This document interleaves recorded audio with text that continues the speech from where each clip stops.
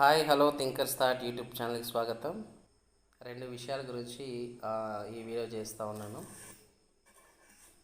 ఇప్పటికే గవర్నమెంట్ అనేది 2-3 రోజుల్లో అంటే 14-15 తారీఖు లోపు మనకి ప్రాథమిక కీ వస్తుందని చెప్పిండ్రు.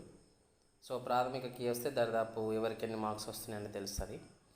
అయితే నేను రేపటి నుండి 2006, 2003, 2006, 2008, 2012, 2017 డిఎస్సిలలో కరీంనగర్ డిస్టిక్లో వచ్చినటువంటి మార్క్స్ ఎన్ని, కట్ ఆఫ్ ఎంత అనేది ఖచ్చితమైనటువంటి అక్యురేట్ ఇన్ఫర్మేషన్తో మీ ముందుకు రావాలని అనుకుంటున్నాను. ఇప్పుడు ఎట్లేదు, అప్పుడు ఈజీగా వచ్చింది క్వశ్చన్ పేపర్ అనడానికి ఛాన్స్ ఉంటుంది.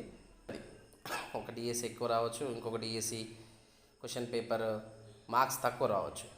అయితే తీసుకునే ఇన్ఫర్మేషన్ ప్రకారం మనం గెస్ చేయొచ్చు. కట్ ఆఫ్ రిజర్వేషన్ ప్రకారం 100% ఎక్కడ దాకా కట్ అయిందో అక్యురేట్ ఇన్ఫర్మేషన్ మీకు ఉంటుంది. కాబట్టి రేపటి లైవ్ సెషన్ని ఎక్కువ మందికి షేర్ చేయడానికి ప్రయత్నం చేయండి.